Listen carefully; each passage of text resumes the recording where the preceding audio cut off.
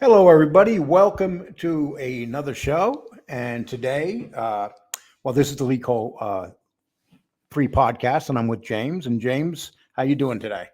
Hey, doing really good, Lee. How are you doing? Very well. And we're gonna talk about uh, the sixth family at one time. It was a very powerful family. It ran New Jersey, and they even expanded beyond the borders of New Jersey. And they even said that it was based off The Sopranos. Vinny was supposed to be a version of Tony Tony Soprano. Tony Soprano. But the fact is, Tony Soprano wasn't a rat, and Vinny Ocean became a big rat. Right. Okay, so let's start. So tell us how the family started, because we know who started the family. Well, the family was running for quite a while. Yes, it's So maybe one of the oldest families out there. Exactly. and then when Sam Decalvacante took over, things hmm changed. When did he take over? Yeah, so he ended up taking over in 1964, and so before that there was several bosses that had been running the family. In fact, both Elizabeth, which is where the Cavalcante family's from, in Newark, were separate families, but they ended up merging together, in the 30s. But anyway, before Sam the plumber, which he's called Simone Decavacante, his full name, his uncle actually ran the family before him, and his name was Nick Delmore. Now, Nick Delmore, he got caught up in Appalachia during that when all those bosses were caught up there too. Right. Yeah, there was his underbosses attended. So you had Frank Majuri there and then a guy named Fat Lou Larasso. So both of them were there. And, there were about 27 families that got caught up in that Appalachian convention in 57. Okay. And so Nick Delmore, who's Nick Delmore? Yeah, That, so yeah, sure. So he was his uncle. So he was actually the uncle of Sam the plumber, and so he had taken over and had been running the family for about 10 years. But then he ended up being ill, and so right. so he ended up putting Simone, which is Sam the plumber, as Yeah, the we'll new just boss. call him Sam the Plumber the rest of the way. Just Yep, so yep. people. Okay, so Sam the plumber takes over the family. Now Sam, he's a Brooklyn guy, right? He was born in Brooklyn, I believe. He even lived in Bath Avenue. Is that correct? Yeah, so he's born way early on. So he's born in 1912, but then his family moved to Trenton, New Jersey, and so yeah, and his father was a bootlegger and was part of this Elizabeth-based mafia organization, and so there's a lot of Sicilians that were there, from like the village of Monreal and other ones, and so yeah, I mean, this goes a long ways back. And if anything, Sam the plumber actually brought the family respect because before them they were looked at like a small family. Is that correct? Yeah. Uh, and then Sam took over, and they started Mhm. getting a lot more respect. Yeah, it was really interesting because what you had in North Jersey. So the Decavacante has North Jersey, in South Jersey you had Philly and some of the New York families in South Jersey. But North Jersey, it was you had a few different smaller families, and then Sam took over, and the commission recognized him. They actually let him add some made guys to the family because in '64 when he'd taken over, there was that they weren't allowing people to be made, and so he is actually able to grow the family to about 60 made men. Obviously that's smaller than the any of the even the Colombo family, which was the smallest of the five in New York. These guys are smaller, but they had a lot of influence, especially in North Jersey, but they expanded into Florida, Connecticut, even into Manhattan and New York. And Sam the plumber was caught on some tapes. And that's a whole different show in itself. So we're not going to really get into that. Right. But that's a very interesting story because they caught Sam on tape saying a lot of stuff. There were a lot of tapes done, and where he admits how many soldiers he has and all that stuff. Yeah, it's crazy. Yeah, that was in '69, and for the FBI, it was a gold mine because you remember earlier they'd had that Joe Valachi guy. He's like one of the first Right. informants, and so anyway, it confirmed a lot of stuff. But yeah, there was like over 2,000 pages of tape conversations that the FBI had released to the public, and there were more folks. But those guys. The other thing, just an interesting tidbit. We were talking about the drug policies yesterday or the other day, when we had Dominic Chicalion. But yeah, his rule, talking about Sam the plumber, he said, you're allowed to sell drugs, just don't get caught. So, that's a little different than Carlo Gambino's policy. It said, if you deal, you die. Well, and they made a lot of money selling drugs, didn't they? Oh yeah. They made a lot of money selling drugs. They also got involved in the unions. So and one of the things that made Sam respected, within the community was that he was close. He had a lot of ties into like the mayor and to the New Jersey state government. And that New Jersey is up there with Illinois is the most corrupt states, and New Jersey's been in bed with the mob for. Well, like Trenton, Newark, those are very corrupt places. Mm-hmm. Probably still are, but who knows? Oh yeah. But he had lots of cops on his payroll, and he really built the family up. Oh yeah. And he gave them respect. But then he retired. So did he? He pretty much retired, right? At one point, or semi-retired. Yeah, so after getting in trouble, he ended up. This was in 1980. So by that time, he was almost 70, and so he passed the reins over to the Elizabeth faction leader. This guy was Giovanni Ricci, and so he is known as John the Eagle. And so, Right. So Sam ended up retiring down in South Florida. And what his plan is that he wanted to build a legitimate resort casino in South Florida, but the project ended up dying because the voters wouldn't approve casino gambling. But even though he was officially retired, the feds believed that he was still involved with the crime family and that he's providing advice to John the Eagle Ricci through his son Simone Jr. And Ricci spent a lot of time ripping the unions off and stuff, didn't they?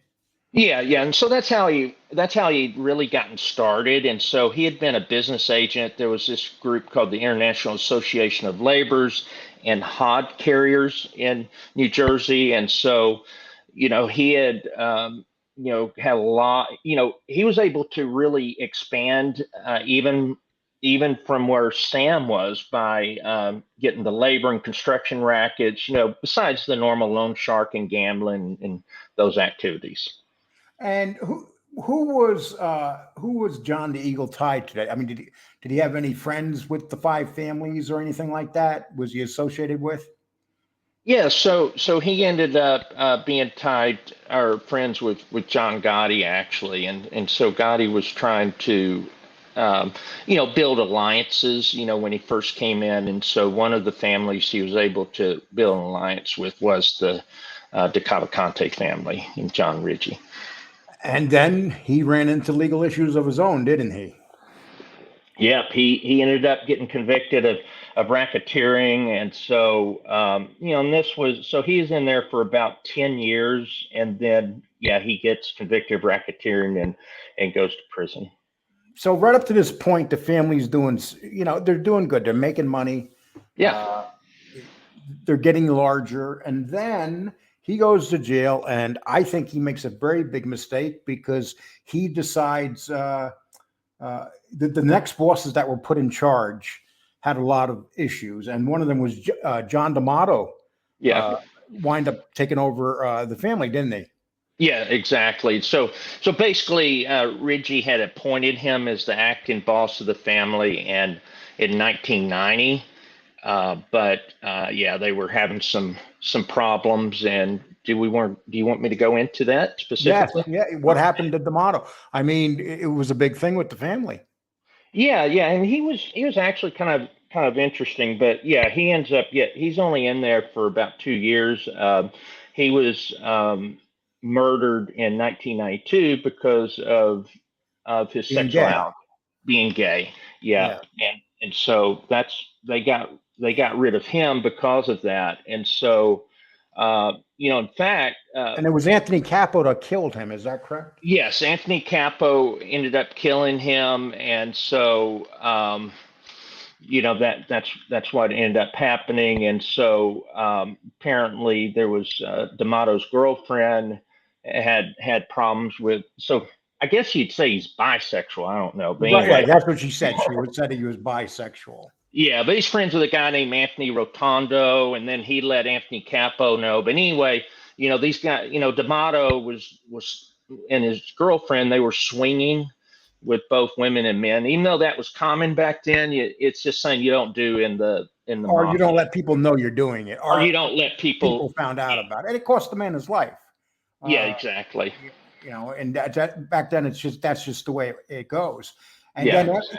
eventually we got to a three. Explain to us why they put three guys in charge at one time, and it really led to a lot of confusion and a lot of resentment. And why don't you explain that to us? Yeah. So what happened on that as well? Um, so anyway, so we're at the point where John D'Amato gets killed, and so they went ahead and there was another guy, captain he put in, named Jake Amari. So he Right. became the acting boss, and so yeah, things were okay for about 5 years, but Amari had stomach cancer, and so he ended up dying in 97. And so basically, you had a bunch of high ranking members pushing to be the next boss of the family.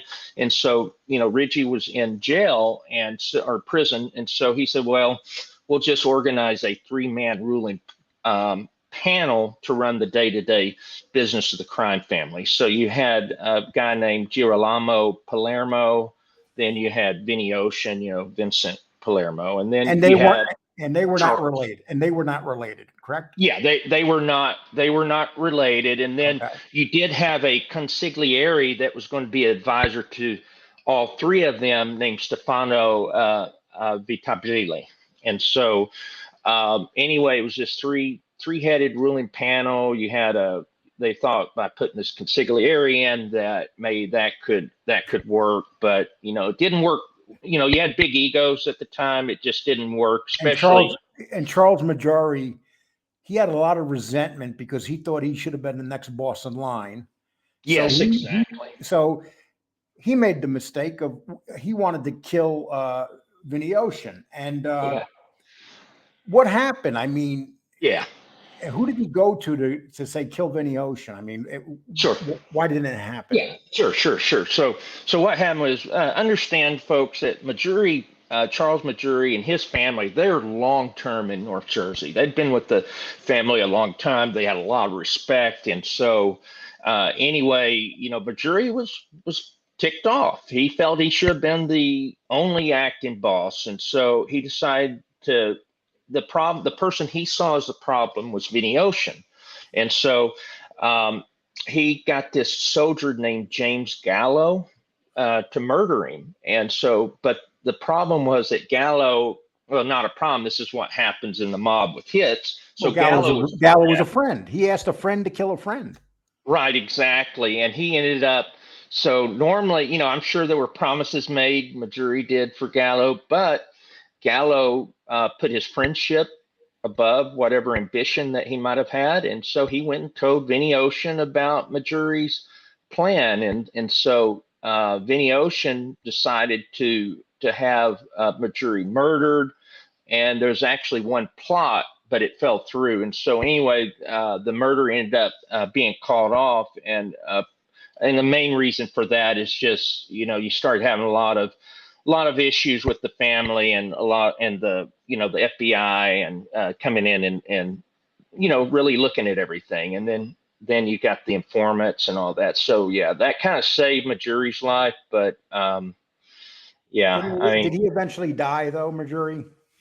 yeah, he ended up dying. And so and then pretty much at that point, it was you had Another story develops that messes everything up, and it's by yes, a guy whose picture I cannot find.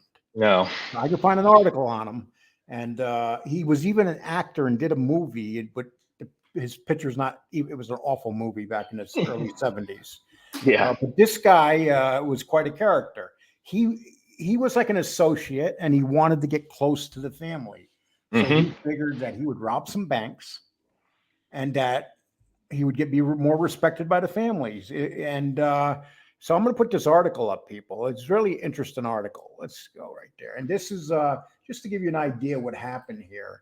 Okay, so and so people do base Vinny Ocean. They say Vinny Ocean was the Tony Soprano character. Some people say no. Who the hell knows? But like I said, Vinny wind up becoming a big snitch where Tony, no one knows whether he died in the movie in the show, but yeah, he didn't snitch. Okay, so I'm going to read this. It says, if you wondered where David Chase got all those fantastical ideas for The Sopranos, maybe he, like the feds, had his own mob informants, or maybe the feds were informants.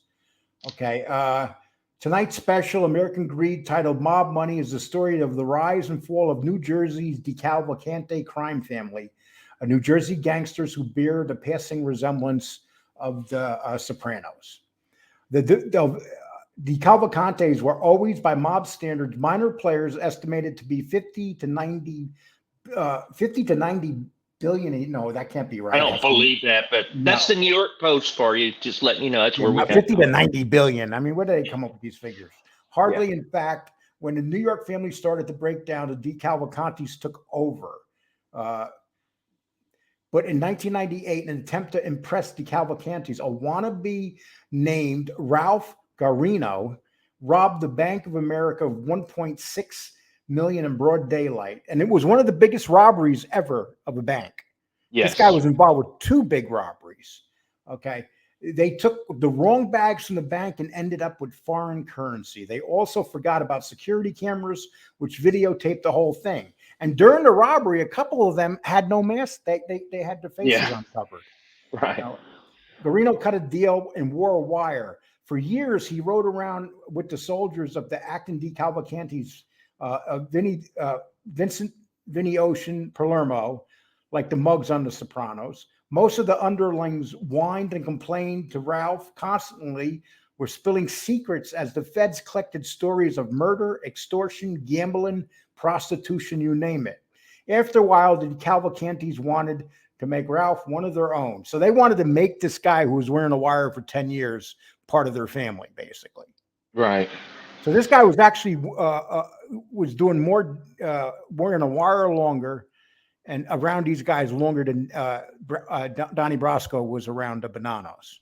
Yeah, exactly. It's just crazy to me. And so, and then what's interesting, when you look at the Post article, they talk about this guy being this minor figure within the DeCavalcante family, but the truth is that there's a book made a guy named Greg Smith called Made Men: The True Rise and Fall Story of the New Jersey Mob Family. And so anyway, they go into this. And so this guy was really trying to make money. He had kids that needed to go to college, that type of thing. And so, he ended up actually working. It was really interesting. And, it's a big story, but if you remember in 98, this Bank of America robbery, it actually happened at the World Trade Center, which was the one. It happened after the first bombing. Right, exactly. So that's why all the security was in place, because in 93 you had the bombing, and then they put cameras everywhere, elevators everywhere. So anyway, what he ended up doing was he there was a guy at the World Trade Center that had been there for 20 years named Salvatore Cassiano. And so he basically allowed him to use his employee ID badge. And so that was the only way that you could get into that building after that. And so they knew about the Brinks armored trucks when they would go and deliver money. And so they would always deliver money to the 11th floor of the Right. North Tower. That's what happened. So he actually recruited 3 other criminals to complete this, and they were not very bright. And so, Yeah, like you and they said, eventually got they eventually got caught. mhm. They had a couple of them even had plots to kill a couple of the guys involved with the killing. I mean, Yeah, with the bank robbery. I mean, it was all sorts of treachery going on here, but Idisi was the top of the line, though. So this guy yeah, wore the wire for 10 years. We know that, and he got so much hmm information. And this is why. Okay, and let me finish the story. It's a little bit oh left yeah, here. yeah, sure, Uh, okay, so unfortunately, to be made, you have to kill someone. So when they told him he had to kill someone, the feds decided to step in and halt everything. The right, feds loved the wire. They would have kept the wire going even longer because they were seeing everything going on inside the Decalvacante family because of this guy. right, Vinny was exactly. arrested. So Vinny Ocean was arrested and immediately turned rat for his Yeah, this was cooperation. like in '99. Yeah, Yep. exactly. And for his cooperation, he brought down his entire family. He got 2 years. He now lives in a not so secret witness protection program in Texas. Yeah, And he owns a strip joint called God Bless America. yeah. So, so Vinny, in the end, decided that he wasn't going to be the one that takes the fall. He ratted everybody else out, didn't they? Yeah, I mean, and that's it's just crazy. So he was another one. He actually was part of the plot and of killing Fred Weiss. You remember John Gotti had ordered Fred Weiss to be killed. Then the Gambinos couldn't do it, so they end up farming it off to the Decavacante. So Vinny Ocean was part of that, and then he also killed a guy named that Louis Larasso.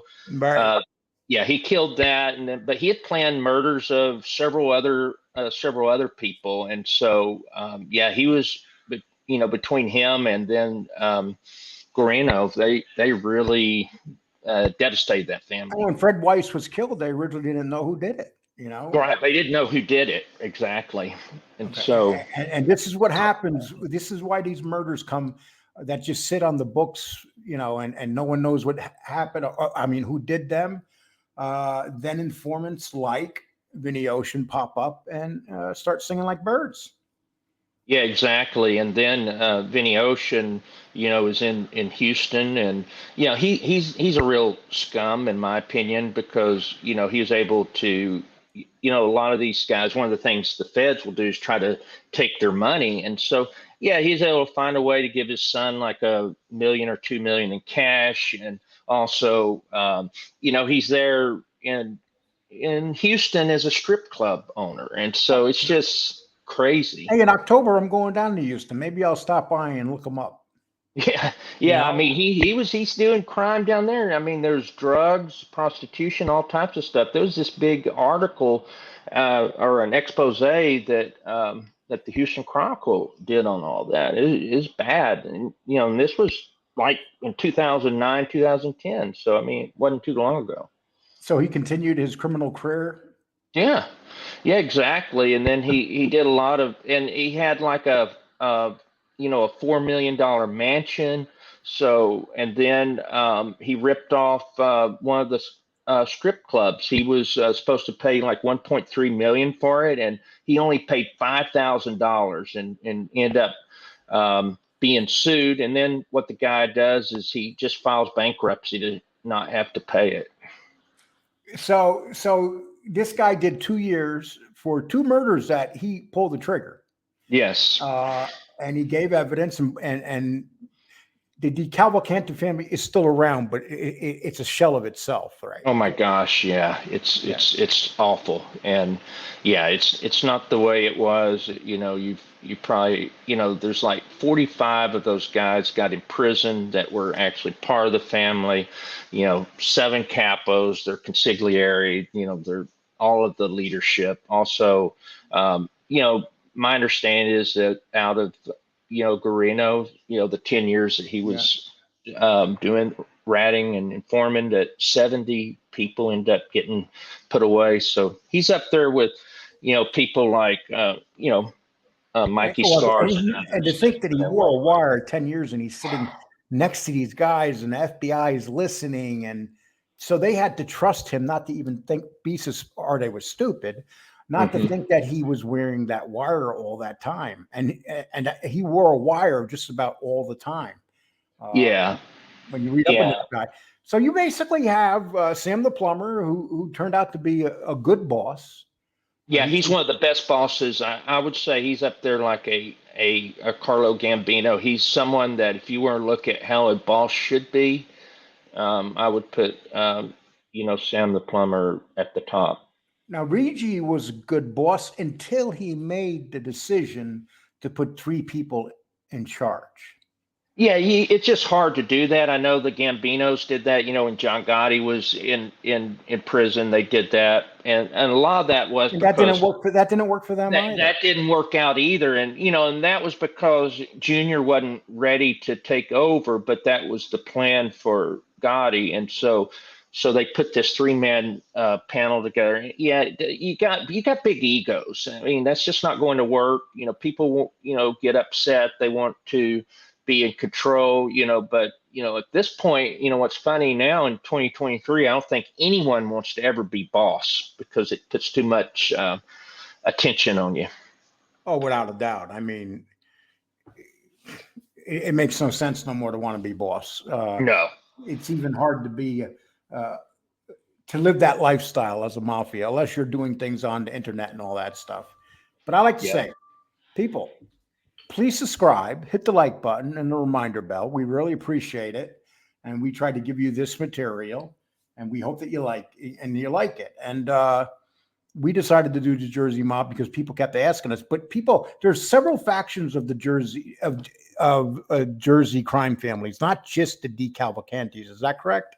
Yeah. I mean, you've got about six different families down there. You've got Philly down there in South Jersey. Most of the five families are down there as well. I think four of the five. And so yeah, I mean, it's just Jersey's a hotbed of mob activity, even today. And you have these little cities, like Elizabeth, that's, I don't know, 100 and something thousand people. So you got that all throughout the Jersey that's, got a mob crew that's doing stuff. I mean, it's smaller than before, but, you still got the guys there And a in lot of the New Jersey. York gangsters moved to New Jersey, even when they were still working with the families in New York. They Hmm. lived in New Jersey. I mean, you had a huge Italian population leave New York, and you got many suburb areas in New Jersey where they moved. So Oh, there's yeah. definitely a big presence of the families down there. But now it's like everything else. You get caught up with the RICO will bring down any family, right? Yeah, I mean that's really what ended up happening. People end up going to prison for life for 50 years. It wasn't just most people could take 10 years or whatever, but and the problem is now the feds you have to do at least 85% of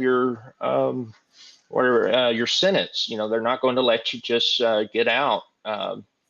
Just doing a few years. So And you got guys like Vinny Ocean that get these really sweet deals, mm, despite the fact that they pulled triggers and killed men. But he continues his crime, yeah, and he's even working in a sleazy industry of topless bars, and it's a very sleazy industry. Uh, yeah. so it's obvious that I don't know what he's doing now, Hmm. but up to a certain point, not too far in the past, he was still an active criminal, and he owned topless bars. Yeah, So and it's just crazy to me. And then there's some interesting stories. Maybe one day we'll go over the Cherry Hill Gambinos. There were a Sicilian faction that was related to Carlo Gambino. They were there in Jersey. I mean, there's some interesting stories, in Jersey. and you had you had quite a few unions based in Jersey too. Yeah, And guys like Bobby Manna, I mean, yeah, they were involved in these unions. Uh, exactly. And then you had the waterfront on both you hear about the Genovese family in New York, but then they also have it in the Jersey side of the waterworks. So yeah, there's New Jersey's one of those places where they don't get the respect. We talk about the five families all the time, right, but they don't get the respect of being as powerful as of a family as they were. right. But there was so much money down there. I guess if you want to, the Sopranos did kind of touch Pussy became a rat. Yeah, exactly. And They kind of took parts of it, they and did. David Chase used a lot of parts from Jersey, the Jersey family, especially the Cavalcantes. well, even like you remember before Tony came over. I can't remember what not DeMeo family, but whatever the name of the Soprano crew was. So basically, you remember Tony and Junior took over, Yes. and so the guy that they took over from is like Reggie. He had been there for a while and ended up dying from stomach cancer.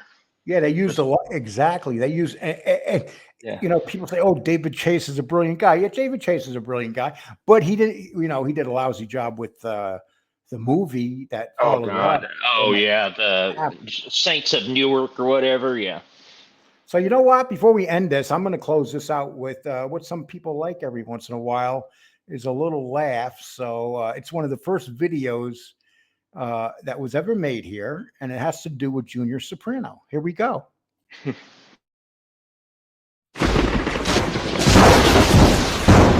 Sure. What age you are, you're always battling it. You're always worried about Each week. it happening again. Fast and Lilo had an agreement not to talk about the officer. Guaranteed. No, it's not Judy. The fuck? Yes, it is. Of course. This is Why your am I opinion. on there? Yes, I said this is my opinion, What? Jeff. Did I say it was your opinion? It's not Am I you. allowed to have an opinion? What's that? My trial? Okay. Ask him to do this show. What the fuck is this? I don't. Julia. No, It's not you. It's a TV no, program. absolutely not. Movie. I did this on my own because it's my show and I can do what I want to do on here. That's the first video that actually it was Cane Shade that made that for me. And that's the first video that I ever that is the very first video. So I figured I'd show it again, being this was a Jersey thing. Listen, guys, there's a lot of guys out there that know a lot more about jerseys. We're just trying to give them their due and put out some information and the rise and fall of the Calvacante family. Yeah. Well, James, I appreciate you helping out with that. And thank you so much, everybody. Thank you. And our website will be fully active. It's already open. And it's called realmobcontent.com, but it's going to be active with all the pages. But if you go to the last page right now on there, you can send us your information to our email, and we'll send you a free gift. So go to it's the fourth page there. 2 pages are blank right now. So go to the fourth page there and send us your information, and we will mail you a free gift. Thank you, people. James, thank you very much. Yeah. Thank you. Everyone have a great day.